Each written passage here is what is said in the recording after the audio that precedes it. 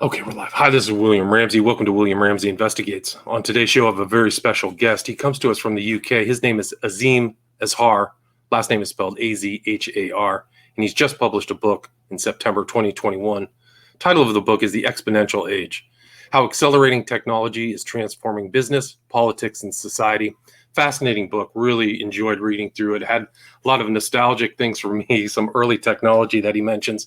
But Mr. Azhar is the creator of Exponential View, www.exponentialview.co, which is one of the world's leading platforms for understanding the impact of technology on society.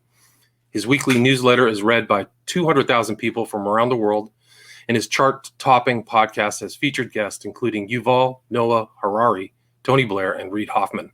He's also the founder of a number of tech companies and is an active startup investor and has advised the World Economic Forum, McKinsey, and Accenture. He's also a contributor to publications including the Financial Times, Wired, and the MIT Technology Review. Again, his name is Azeem Azhar, and the title of the book is The Exponential Age: How Accelerating Technology is Transforming Business, Politics, and Society. So, Azeem Azhar, welcome to the show. William, what a great pleasure to be here. Great, awesome. Well, I'm delighted that you agreed to the interview. Really enjoyed reading this book. Can you talk about your background and kind of what led you to put together this book, which has 43 five-star reviews on Amazon in the US right now? Can you talk about what led you to write this book? Yeah, I can. And thank you so much for giving me the chance to chat. 43 5-star in the US, 76 5-star in the UK, I should say. And there's one 1-star review right now, which is a German who obviously didn't like what I had to say at all. But it's been well received, and I've been really grateful. And yeah, the book is so interesting because as I was writing it, I realized that in a way, it mirrors my life. I was born in 1972. It was the year after Intel, that great American chip company, put together the 4004 chip, which many view as the first kind of silicon chip that brought us the personal computing industry. And then through the 70s, we did get those first personal computers, the Altair one. It's what people like Bill Gates and Steve Jobs and Eric Schmidt all started to learn their trade in the 70s as I was growing up. And so I grew up alongside a couple of computers, and they started to make their way into popular culture. You'd see C3PO, of course, and then in 1983, Matthew Broderick in War Games, where he accidentally nearly blows up the planet. And I was lucky to get a computer when I was 9 years old. And so I have grown up alongside these machines. They have been part of my hobby life. They've been part of my friends. My friends and I used to use them. And then my career ended up being alongside these computers. But the second aspect to this, and it comes up in the book, is that I was actually born in Zambia, which is a sub-Saharan country, 4,000 or 5,000 miles south of the UK, where my dad was out there helping build sort of economic government institutions, because Zambia had just got its independence from the UK. I mean, it achieved that 180 years or so after America was able to do that. And of course, institutions needed to be built. And he was there as an economist and an accountant building economic institutions. So the backdrop for me was a family that was interested in those types of questions. And at university, I ended up studying politics and economics and philosophy. And that backdrop of impact on society was also there alongside the technology. And so the book, The Exponential Age, is about the technology, but it's also about the transformation of business, politics, and society. And it brings together these two aspects of my life that were there, yes, when I was when I'm 49 now, but yes, when I was 40 and when I was 30 and 20, and frankly, when I was 8 years old as well. Right. So you really start out the intro to the book. We talked in the pre-show. You talk about the TRS-80, which I really coveted and went to Radio Shack and checked out, and how this kind of technological change has grown. Really, I think you point out in your book, you believe this age, kind of like we've had the Iron Age or the Bronze Age, this age really started right around your birth. Like you you kind of pinpoint that right there is when this whole change has really accelerated or begun its acceleration, or its a point, I think you point out, correct? Yeah, that's right. I mean, I think that it starts around that time, maybe a couple of years before I was born in the late '60s. And you know what I'm really saying is that that there are the relationship between technologies and society is one that is symbiotic. You know, culture and politics shape the technologies we build, and the technologies shape and enable the societies within which we live. And you know, one nudges the other. And uh, my view, and it's held by other people, is that there was a period at the end of the 19th century into the 20th where three really important technology platforms were essentially invented in the US and popularized in the US, and they defined modern 20th century life. They were the telephone, Alexander Graham Bell, electricity with Thomas Edison, and the car, really with Henry Ford as the sort of key popularizer. And those three technologies arrived at about the same time in the late 19th century, but they started to become cheap and popular at the turn of the 20th. And they changed the way we lived in cities. They changed the way we manufactured things. We went from artisanal manufacture to mass production and factories. And with that, with wage salaried work, and with that, with higher wages for the blue collar employee, we discovered the blue collar in the first place. We then introduced the weekend, all intimately connected to that interplay between these technologies and society. And what I contend in the book, William, is that that modern industrial age, which determined the 20th century, it described our geopolitics. It was why oil was so important. It was why in 2009, the world's biggest companies had all been founded between the 1880s and 1910. And it was General Electric and ConocoPhillips and Exxon and Ford and General Motors, right? They created a century's worth of understanding in which we lived. And my contention is that there were new technologies that have started to emerge that behave differently, that will redesign the way businesses work, and with that, how our daily lives operate, and what matters to us in society, and how we express that through our politics. And if the moment for the car's breakthrough was the Model T Ford, but the car was a technology that was about 30 years old by then, the moment that this starts is about 1968, 69, 70, 71 sort of period, with the first of these so-called exponential technologies. And that since then it's been accelerating, and that it's not just about computing, it's about a number of other technologies that will redefine the 21st century and create the next set of generational winners, but also change the way politics and society and our daily lives work. Right, and it already has kind of already done that. And you talk about, like, your introductory chapter. For people who don't know, you introduce these concepts maybe people in the technology industry know, which is Moore's law and also Wright's law. Can you explain those, because I think they're very instructive in describing the exponential age? Yeah, absolutely. So the key thing about exponential technologies is that they get much cheaper, or perhaps a better way to say it is that the price performance constantly improves. So if you think about a computer, what you want is computing power, which we often measure in operations per second. And a computer will typically, for the same dollar, every couple of years, you'll get twice as much computing power. It's why our iPhones today can do so much more than our PCs could just 5 years ago. And that relationship is called Moore's law, and it was identified by Gordon Moore, the founder of the great American chip company Intel, back in the mid 60s.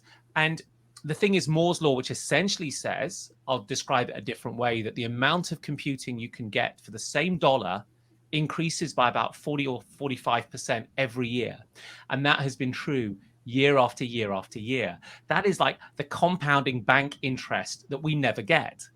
Now, the old technologies like the car or the printing press or square-rigged sails on ships in the 18th century, those also improved, but they didn't improve by 40% per year for 50 or 60 years. And the result is that we, for $1, get much, much more computing now than we used to.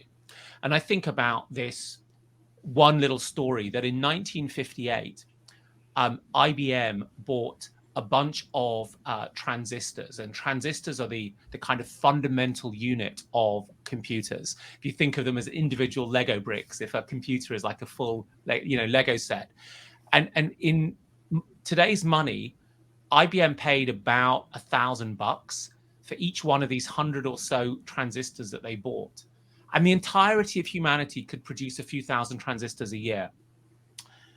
In the most recent Mac that was released, Apple Mac, about 2 or 3 weeks ago, there are more than 57 billion transistors in that single computer. And now humanity produces transistors for fractions of a hundredth of a millionth of a cent. And that is a remarkable difference. And they're better transistors than the one that IBM bought 60 years ago for $1,000 a piece.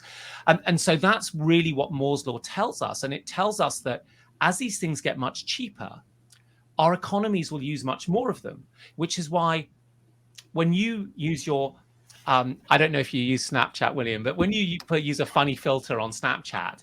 I'm too old. I'm aged out of that technology. Right. Well, the amount of processing that goes into that funny filter to put kitten ears on your head vastly outstrips the amount of computational power that was available in the world in the 70s or the 80s. I mean, not even NASA and the US military and Exxon put together had that much processing capability. And now we give those sorts of things to our teenage kids and younger to just mess around with. And that's the impact of Moore's law and exponential technology change. Right. But I wanted to go a bit further than Moore's law because I was seeing this pattern happen of exponentially improved technologies at very different scales. I was seeing it happen in energy. Solar panels and solar generated electricity was getting cheaper at 15, 20, 25% per annum, compounded for many, many years. Wind power too. The cost of storing energy in a lithium ion battery, which used to cost $1,000 per kilowatt hour, which is the measure they used about 15 years ago, and now is approaching about $100 per kilowatt hour.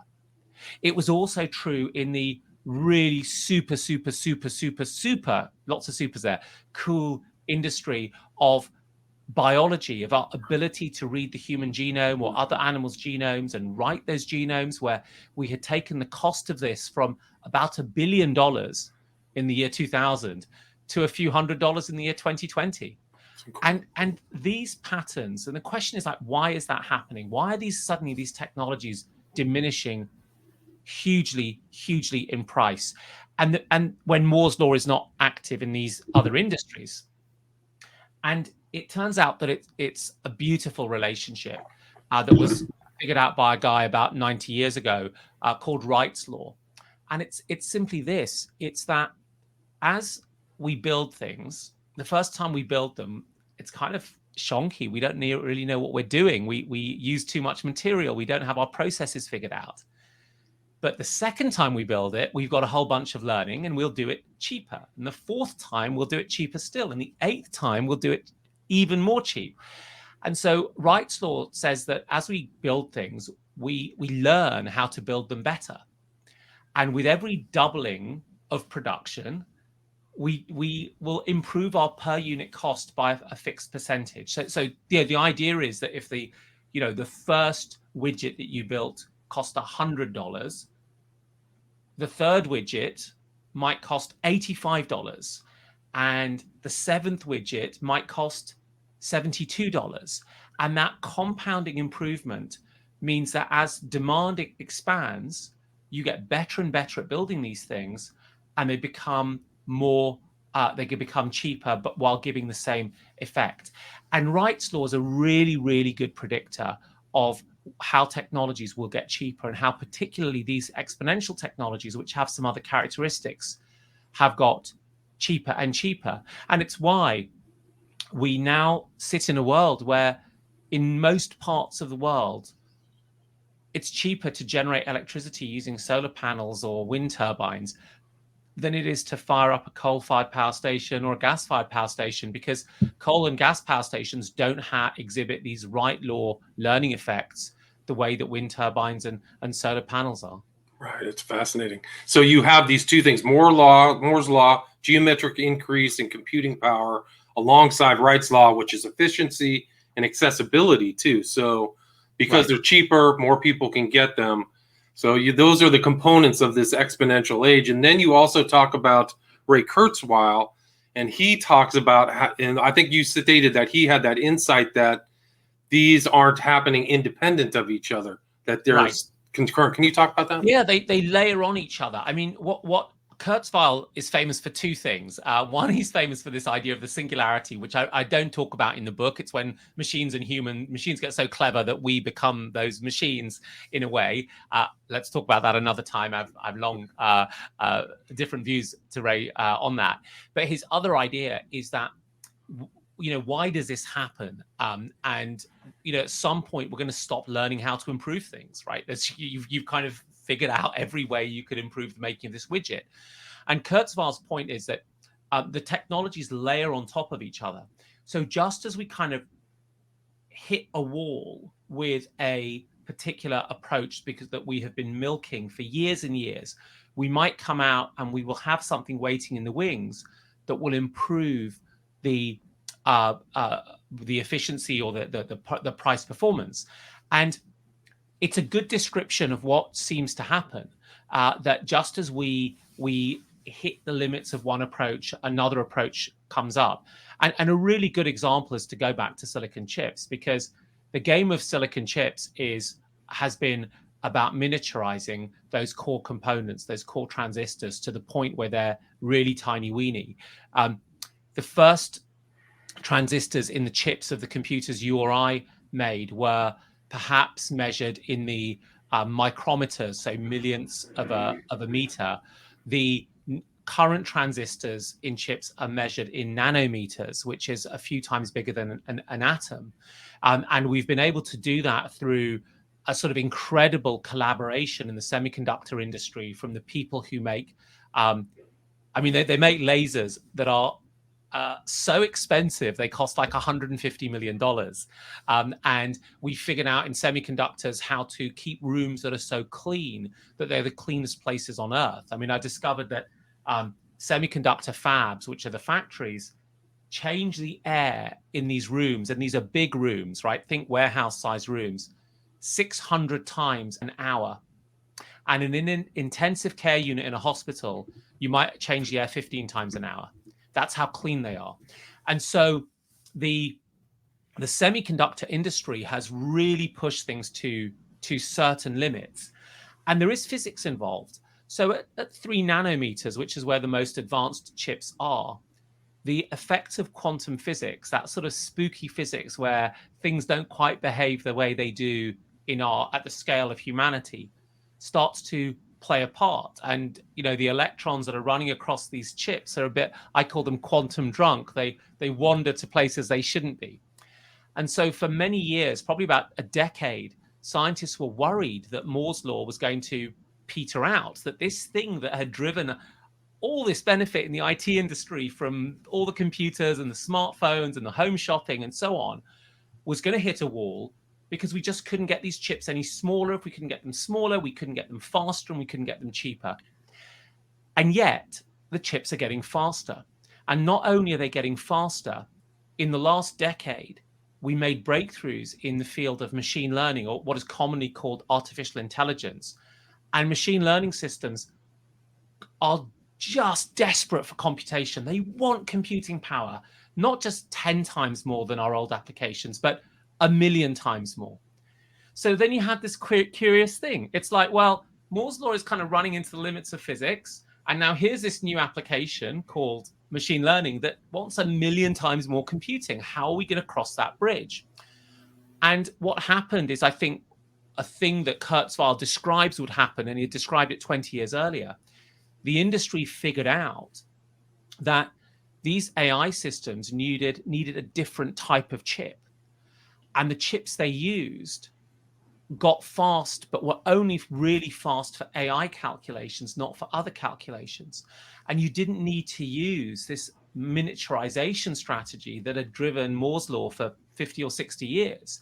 You actually just used a different design of chips, quite often using semiconductor technologies that were 10 years old.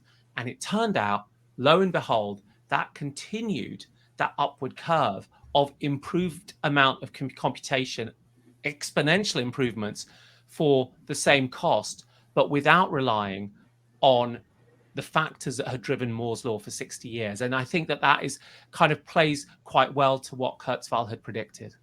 Right. So you just see this, I mean, this kind of aggregation of different techniques to increase that acceleration. And you talk about how there are certain things that, like standardization and also availability of networks, that are also creating this curve, this Yeah. exponential curve. Can you talk about that?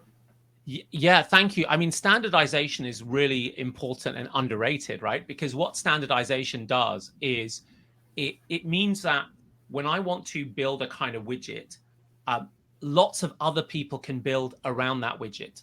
And that means that my demand can increase, which helps my learning, and it helps my volume and my scale and my ability to invest in my products.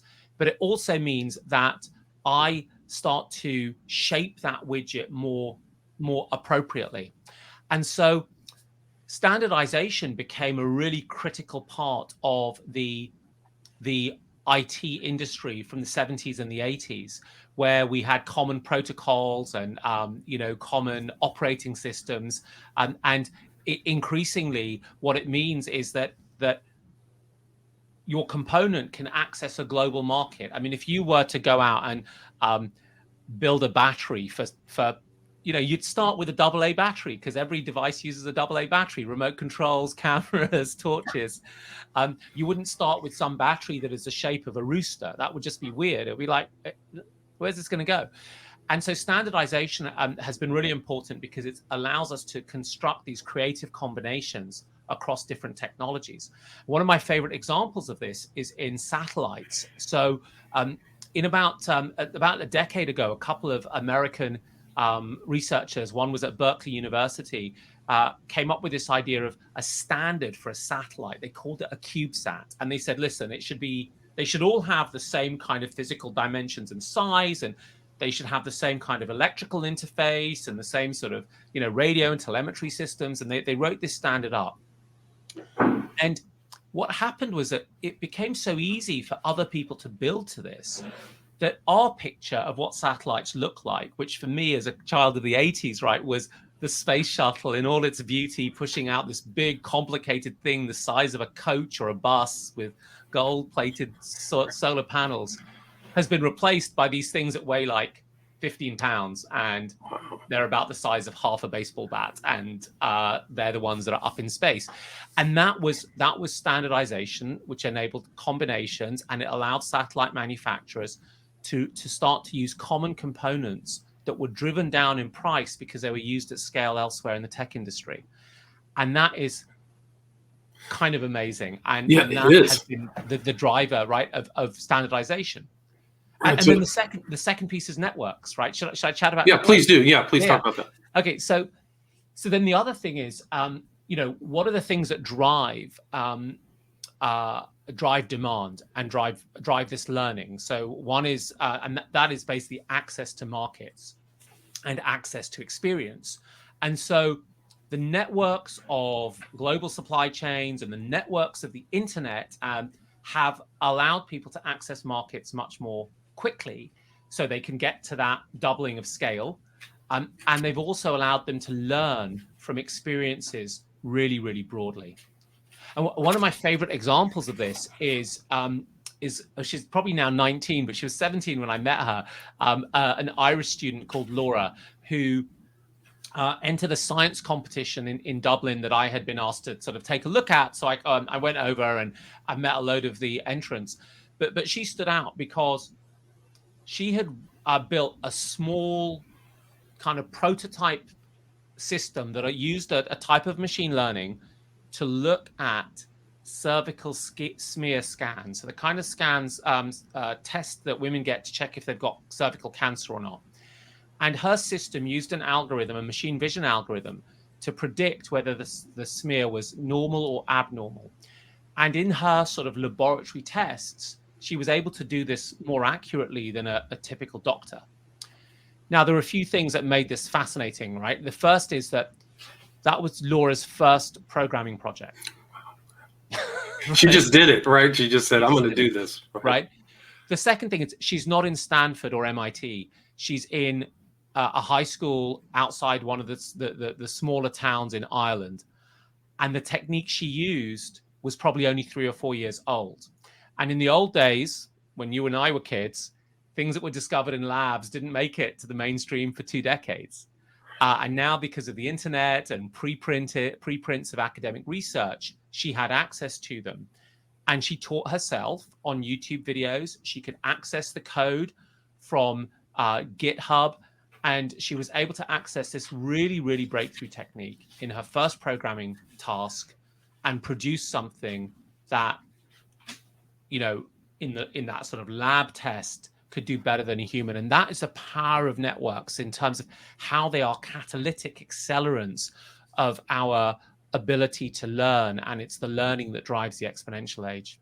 Yeah, no, it's really incredible. And she was accessing networks from, I think you said Denmark or something like that, or getting information. This young girl. Yeah. The whole thing was global, right? So the breakthrough work was by a guy called Ian Goodfellow, who I think was in Stanford. And his code would have been hosted on GitHub, which is now owned by Microsoft. And then she needed imagery, images like of these scans, and that was provided through open source or open access rather by a research group in Denmark, Herlev Hospital. So the whole thing would not have been possible in a pre-networked age. Even if she had the technology, even if she had her dad's computer, she wouldn't have been able to do it without the networks. Right. No, it's really incredible stuff. I mean, I think that's a test of things that are like that are going to happen more frequently. But when your book also, you talk about this exponential growth, but there's also a gap. So you also talk about certain things that happen for companies or individuals left behind by this acceleration of technology. Can you talk about that? Yeah, of course. These technologies that create all these new potentials, and for most people, we don't necessarily see those potentials, and we don't necessarily understand them. For the companies and organizations who do, they can immediately benefit from them. And the question is, why don't we? And I argue that we have a particular blind spot towards these fast-changing exponential techniques. You were saying, oh, well, I don't use Snapchat. It's sort of beyond me. And, I totally empathize. I said Snapchat to try and sound cool because my kids are teens and so on, right? I'm still literally on LinkedIn and Twitter and, you name it. And so one question is, why do we, how easy is it to understand this pace of change? And there are loads of evidence that demonstrates that we can't do that. We don't grok it because we don't live in a world that naturally has exponentials that we visualize, right? And so I tell a story about Wembley Soccer Stadium in the UK, right? You can stick an American Madison Square Garden or something as an example, and I say, look, let's play this game, right? You're in the top row in the bleachers in Wembley. And you're going to face exponential rain. So exponential rain doesn't fall at the same amount all the time. It gets faster and faster and faster, like the curve on the book. Minute 1, there's 1 drop. Minute 2, there's 2 drops. Minute 3, there's 4. Minute 4, there's 8. Minute 5, there's 16. Minute 6, there's 32. Now, 32 drops of water is still like a thimble. And the question is, when do you have to get out of the stadium to avoid getting wet? And the thing is that by the 47th minute, 5 billion liters of water is gonna be falling. Right. And by the 48th minute, it's 10. By the 49, it's 20. And so you kind of, if it's going to take you 30 minutes to get from the bleachers to your car and drive the hell out of Wembley Stadium, you have to leave at minute 17 when there's like a half a glass of water falling on this whole huge pitch. Right. So it just catches up like it's so fast. Yeah, it's so fast. It's like the curve on the cover. Of course, the problem is if you leave at minute 17, you'll avoid the raindrop at the 47th minute, but the 48th minute will get your car when you're driving off the off-ramp, and it'll be millions of tons squashing you. And so we really struggle with understanding these exponential processes. And if we struggle, that means that we don't design institutions and systems that can naturally do that.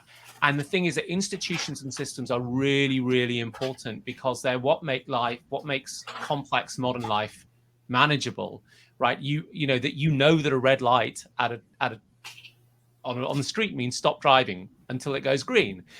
You know what the law says you can and can't do. You know what customs and arrangements are when you get to the dinner table, and institutions, whether they're really formal things like the Fed or the SEC or their laws, or they're just kind of European Union, for example. The European Union, right? Or they're just kind of commonly understood behavior patterns. So I don't know if this happens in the US, but in the UK, when you play Monopoly and you get fined, people put the fine in the middle, right? And if you land on free parking, you get the fine. Well, that's not in the rules, right? That is an institution that lives above the rules. And our institutions make life easier to live sometimes, right? Sometimes they're super annoying, like the cookie alerts that we all have to click right now.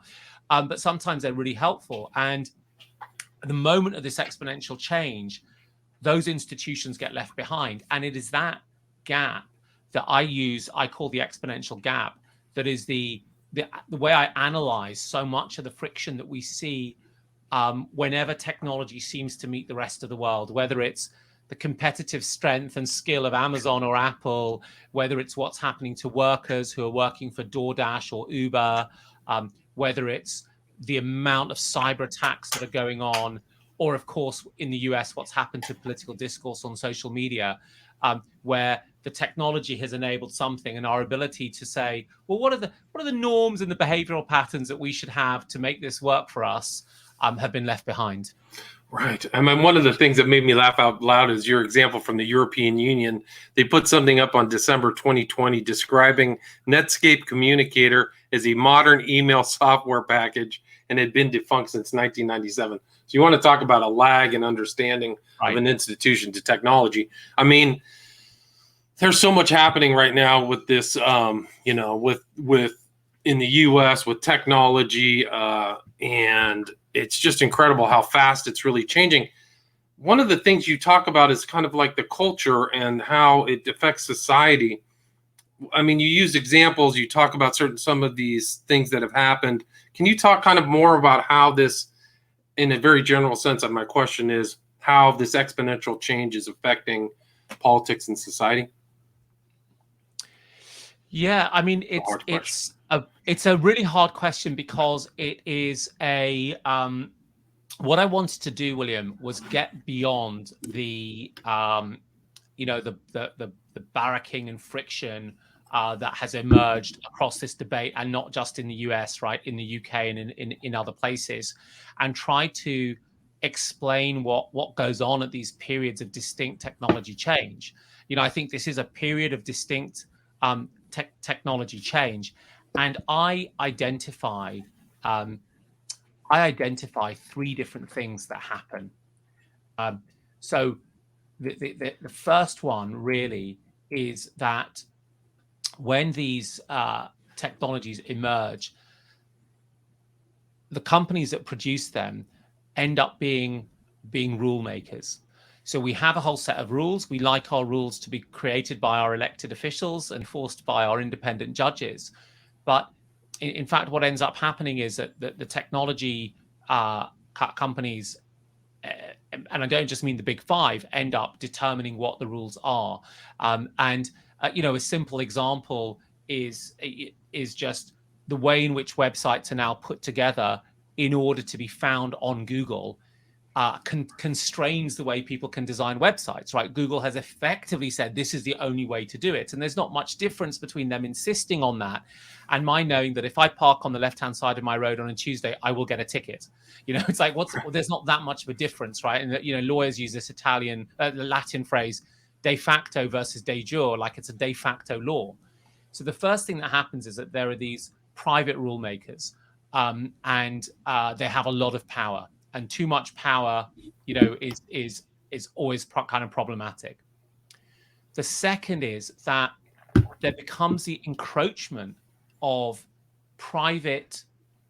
basically profit-seeking companies into our private lives, because what we used to just do very, very freely, like just chat with our friends, the new vernacular of chatting with our friends is kind of communicating across Twitter or across Facebook, where these things are now governed and driven by the sort of private ambitions of those companies. I think there's a great film, and I'm going to forget whether it was Magnolia or something else, where some neighbors invite their new neighbors over, and they're having dinner, and then the hosts start to talk about their Tupperware. And they start to say how great it is. And the next door neighbors, who are the guests, suddenly realize they're here to be sold like Amway or something, right? This wasn't like a socialization. This was literally a commercial relationship. And of course, in the exponential age, because virtually so much of what we do is on these platforms, we're constantly being sold to and manipulated in that way. And this is not to say companies shouldn't advertise to us. Of course they should. And this is not to say companies shouldn't be profit seeking. It's just that every interaction ends up being governed by that. And then the third is that the way in which we are able to interact and associate with people is increasingly determined by that kind of profit motivation. And so this is most obvious on YouTube and on Facebook, where what the systems do is they drive us to people who are more like us and extremely more like us, rather than finding that kind of mix of diversity that communities used to have to just deal with, right? They had to deal with those arguments on a daily basis, whereas we get pushed into, whether you call it filter bubbles or something else, on these platforms. And so a lot of that really comes back to, I think, this is not about Section 230, which is an issue that gets written about a lot in the US, because these things are happening in countries that don't have Section 230, like the UK, like India, like Australia, like Myanmar, like Thailand, like Nigeria, like Germany, like France, right? No Section 230, still an issue there. It's a fundamental issue about the interaction of the technologies and the assumptions we made about how they needed to be governed. And so that, so that for me is that the type of thing where we have to dig a little bit deeper to ask what's really, really going on. And then also think, what are the things that matter in our country, its culture, its political culture, that are sort of suitable styles of intervention to tackle that? Right. I mean, it really is a different kind of culture outside of the standard legal kind of rule system. So you have this alternate technology. It's not just for social media. It's for anything that grows, whether it's kind of, you mentioned Lime, could be Uber, some of these newer companies. It really is where you have to reevaluate how the context of this increasing acceleration. Do you mind taking a few questions? There's a couple questions from of course. audience. Really happy to. Yeah. Good. Somebody, the guest, Sarah, asked how you feel about Meta. Some people say VR is dead. I think it's going to blow up. Do you have any ideas about that accelerating technology? Yeah. I mean, Meta is how Facebook is sort of rebranding itself right now. And let's talk about the metaverse itself rather than Facebook's own strategy first. And I think it's a really interesting question. So I see this as a kind of constant layered evolution of enriching the way in which we interact. So when I started using computers, things were black and white and there were no graphics. And when I first started to send emails in 1991, emails really had to be quite short, like a couple of sentences, because otherwise the administrator would ban your account for being costing too much.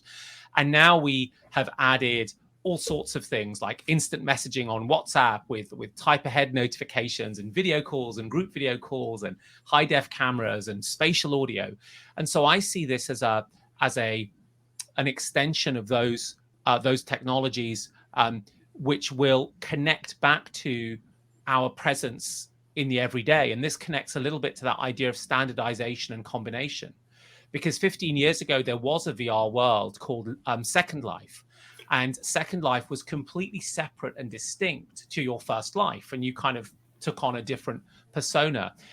The metaverse won't get large if that's what people are forced to do. And I think that we will be carrying the sort of digital avatar we have of our Insta account and personality across into this thing, which will show up in a number of different ways. But that said, I still struggle with getting a sense of, when will these devices actually be ready, and what will the killer application and the real interaction modality be?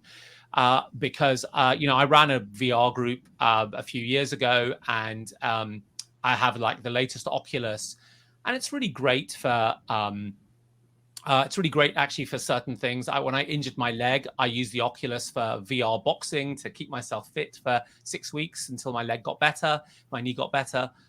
But I haven't really used it since in the last 9 or 10 months. There's still too much of a headache. Physically, like putting it on your head and doing all of that. So I think the devices will end up having to get better and better as well. But I do see it as a path of subtle increasing richness of interaction while we wait for the design that might really, really work. And who knows when that will actually come. Right.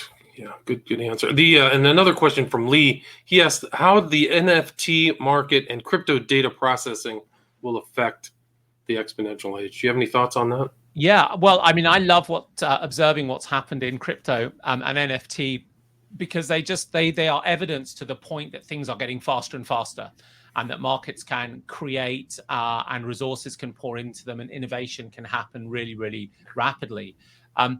So I think the crypto market becomes a really important new platform over the coming decades, because what crypto allows us to do is it allows us to build computer systems that are more decentralized, more distributive, and in a way more participatory than the traditional computer systems that we have. And while it's really exciting, we are still very, very much early in the game. And I think it's important to separate out things that could be interesting and speculative early on. And I don't mean that in any kind of negative way, right? There's lots of interesting things that were speculative, but much more that the real excitement about crypto is going to come from figuring out, infrastructural things. For all of the excitement about Netflix being able to just show you the next movie you want to see or the next episode you needed to see, so much had to happen behind that. We had to get much better video processing and codecs. We had to get more powerful computers. We had to get higher bandwidth into our homes. The backbones had to get higher bandwidth. The edge caches had to be faster. Netflix had to be able to do all of the machine learning on all of the user preferences to figure out that you want to watch The Simpsons and that I wanted to watch Family Guy. And none of that could happen overnight. So, when we see overnight successes, I think it's unlikely that they're going to stay the distance, because we're still building the lower layers that need to come to fruition. But within the crypto market, what I see are some of the smartest software developers just tinkering away and building those rails. Just doing it, yeah, getting it ready. Coinbase came out with the huge IPO, so I think that there's something there. There's at least a banking system. Once it grows out, it could really, once it becomes easier to use, I would say, just like Netflix, it would be something like that. Well, and I think it's worth noting that the speed with which the Bitcoin adoption and crypto adoption is taking place is really, really surprising and stellar, and it's a kind of vertical curve. Yeah, I mean, it's in there. And I think that I like that chapter 3 in your book where you show some of these quick curves and how some of these big companies did not adapt or did not see how like cell phones or how they misread certain stuff, and how even the self-driving was thought to be going to be more applicable but wasn't. So how the technology kind of filters out was really fascinating. I loved this book, really fascinating book, and a great talk. Thanks so much, Azeem. Is there anything you'd like to add or anything I've missed before we wrap this up? I'm really excited to speak to you. I love the questions. Thank you. Thank you so much. I mean, what I would say about the book is the optimists have criticized me for being too pessimistic. The pessimists have told me I'm too optimistic. Those on the sort of right wing of the economic spectrum have decried this book for being a socialist book, and those on the left wing have said this person loves free markets far too much. So I've upset everybody, which means I think you'll enjoy it. I try not to give too many answers. I try to give you a guide of the near future to help you think and to ask your own questions that will be better than mine. So I really hope you'll pick up a copy from Amazon or Barnes and Noble or Powell's or your local indie, hardcover, Kindle. Listen to the audiobook. It's me narrating it. Please do. The Exponential Age. Awesome. And your website is www.exponentialview.co, correct? That's correct. Yeah. So if people want to, and you have a podcast, so if people want to listen to that as well, right? Yeah, they can just pop in Exponential View into their podcast player, and it'll show up. And on Twitter, I'm at Azeem, which for Americans is AZEEM. Gotcha. Azeem on Twitter. Yeah. And again, the author's name is Azeem Azhar, published a book September 2021. Title of the book is The Exponential Age, How Accelerating Technology is Transforming Business, Politics, and Society. Thank you so much, Azeem. Great conversation. I appreciate it. My pleasure, William. Thank you. All right. Take care. Have a great day. All right.